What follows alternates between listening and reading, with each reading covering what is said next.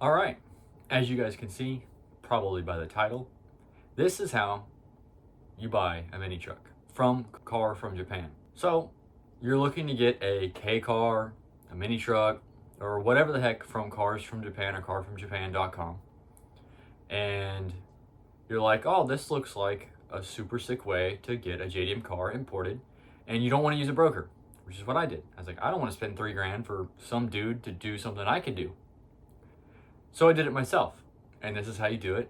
And get ready for probably one of the most difficult experiences of your life, buying a vehicle ever. So you find the car you like from Cars from Japan. You hit buy, right? Shipping, car cost, you think, okay, cool, it's gonna show up and it's gonna come to my house or to the port. It's gonna come to the port of whatever port you select, and you're gonna be like, go get it. Easy, right? No, wrong. That is not what's going to happen. What's going to happen is the place that you bought your car from, whoever's, because Cars from Japan does not sell cars. They are a listing site for dealers in Japan to sell cars, and they just, like Auto Trader, Craigslist, Facebook Marketplace, they're just the middleman. So what they're going to do is have the person who's selling your car send you a document called the bill of landing. And that is basically like your golden ticket to get the car. That and all that information has to be referred to a person who does customs, like easyisf.com. I'll put the link in the description and you can go there if you're going to buy any car, right? So you contact them and they'll tell you all the information that you need to give them. And it's all documents that they send you. You're gonna need the bill of arrival. You're gonna need the arrival notice. You're gonna need the bill of landing and a few other custom things that will come down the line. They will do your ISF stuff and your customs work, but you have to ask. You have to ask them to do your customs work. It's extra.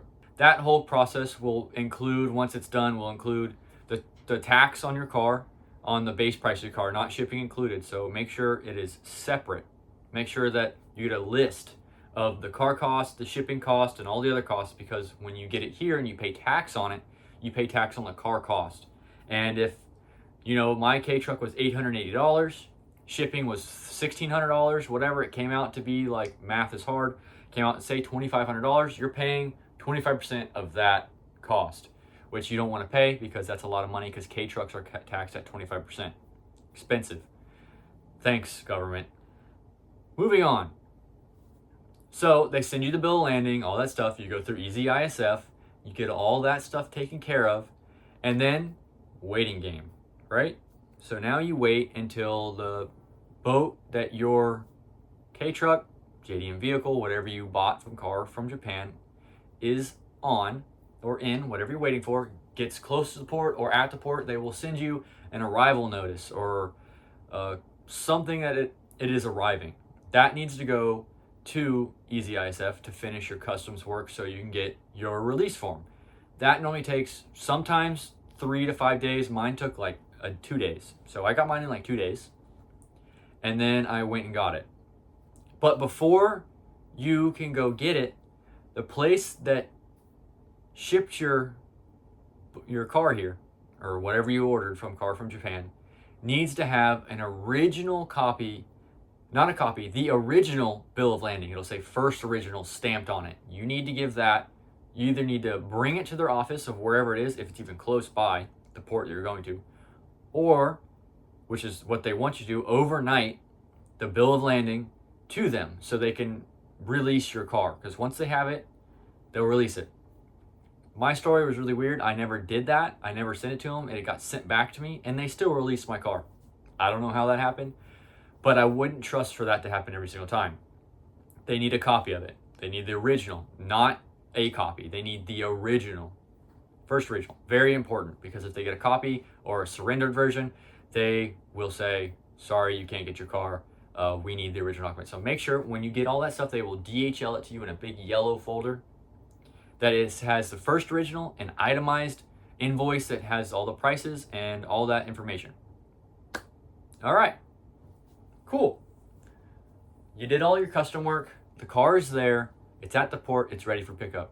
But wait, you still can't go get it by yourself because you do not have a TWIC license. Or maybe you do. Congratulations if you do. That's sick, because you can go onto the port by yourself without an escort. But if you don't have the TWIC, yeah, if you don't have that, you need to find an escort service. And I'm not talking about women. I mean, they can be them. But the escort service escorts you onto the port. They have the license, the TWIC license, to bring you on the port and bring you to your vehicle. There's multiple places that can do it. The one in Jacksonville that I used was called Port and Service or something, but it was $112 for the first hour and a half. Any hour after that is $75 extra. You have to have a few things before you go. You need all your paperwork that you got in that DHL folder. All your release forms from customs. They'll send you an email and say your car is released, it's ready for pickup, and you have to make sure that it's through that, because that means it's been through customs, it's been checked, everything's good, and it is legal to go get it. And then once you have all that, you get your escort, you pay them. You got to make sure you don't bring any illegal stuff, no guns, no knives, no nothing onto the port, because it's like an airport. You can't bring anything on there. Once you have your escort, they will take you to the port, and you now can actually see your car for the first time. After a month or 2 months of waiting, all this baloney that you have to go through, all the extra taxes, all the extra offloading fees, because they charge you an extra fee when they take the car off the boat at the port that you order it to. After you do all that, you are now finally able to go see your car for the first time. So the escort will take you to a lot to where your car will be, and then you have to go search for it. It won't be pulled up ready for you. Nope. You and that person that is escorting you will show you around the lot until you find your car. Hopefully, it's not a very packed port. Like the Jacksonville port only had maybe 25 or 30 K-trucks when I went, and mine was at the front of the line. Lucky me. But if you're unlucky, they have 500 there, and you have to go look through all of them. So pray and hope that it's not like that. After you find your K-truck, you will need to go up to their little office and make sure that it is yours, and make sure it's VIN verified, make sure the VIN matches your bill of landing and all that. So they'll have a guy come out, he'll stamp your paperwork, he'll take your driver's license and all this stuff, and hopefully your car doesn't have a parasitic draw and it starts. Because if it doesn't, you're pushing it onto the trailer. Hopefully you brought a trailer, because it's not legal yet. You can't drive it on the road. It's not titled, it's not registered, it's not insured. And maybe you have a dealer plate or something, you can get loophole that, but no, it's not legal to drive on the road yet, so you have to trailer it. So make sure you trailer it. And U-Haul trailers, very sketchy. Make sure you have not a U-Haul trailer. Very wide center section and the wheels barely fit. I have my own trailer. It's a 34-foot 3-axle trailer, and I have about this much room from the tires to the center section because it's open in the middle. So make sure you get a good wheelbase measurement off one before you go and get a trailer and go pick it up, because that could be an issue because they're such small wheelbases. So congratulations, you got your truck. You got it inspected, the VIN verification, you got all that stuff, and it's on the trailer. You are bringing it home now. It is yours. But you still can't take it to the DMV to get it registered because it hasn't been VIN checked and inspected by a DOT inspection place that is certified for that. So you have to find a place through your DMV that is local to you. You call them and say, hey, I have a K truck or K vehicle or JDM vehicle, and I am trying to get it registered. I need it inspected. And they will tell you the places in your location where you can go get it inspected. And then once you pay that and get that inspection and all done, you will now have all the paperwork you need to go to the DMV and title your vehicle.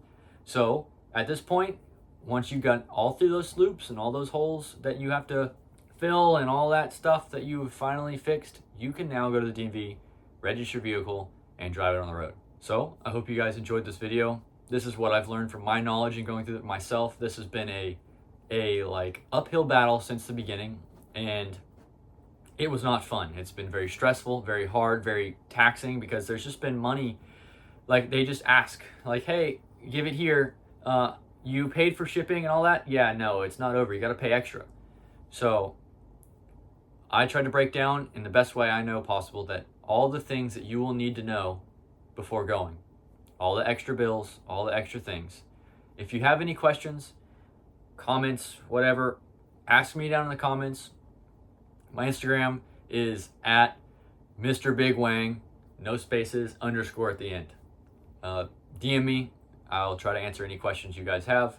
But that was my experience buying a K truck, dealing with all the imports myself without going through a broker. I ended up paying probably around $3,200 to $3,300 for everything, and my original truck cost was $880. So you can imagine all the shipping, taxes, random fees, and garbage you have to go through to get it registered. Mine still currently hasn't been inspected or titled. I just got it today. It's back at the house. So you still have to go and get it inspected, and I still have to register it to the DMV. So that's probably going to be another $400 or $500 on top of that. So I'm probably going to end up being $3,700, $3,800 into a truck that originally costed $880. Yeah, let that sink in. So if you really want to do this, make sure you really want to do it, because it's going to require more money than you thought. Or save all that headache, go through a broker, or buy one that's already here. Because if you buy one that's already here, then it's already tagged, titled, and ready to go. You just buy it and you go and register it. Which, from my experience now, if you want one that bad, just buy one here.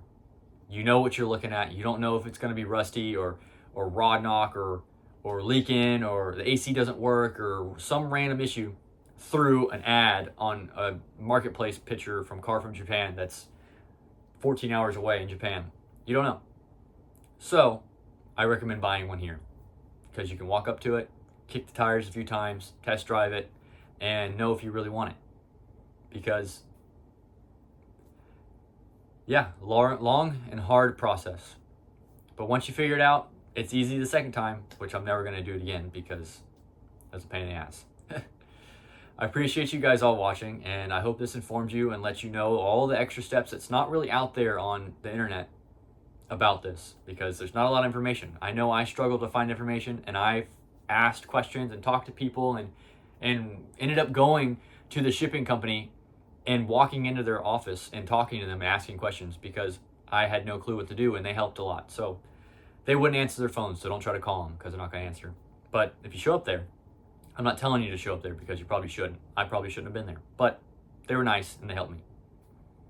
But anyway, thanks for watching. I'll see you guys in the next one, and I hope this helped.